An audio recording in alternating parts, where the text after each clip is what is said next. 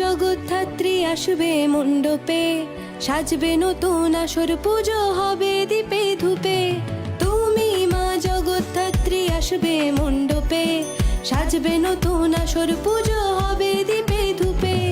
ঢাকের ওই বাদ্যি শুনে মন যে মানছে না,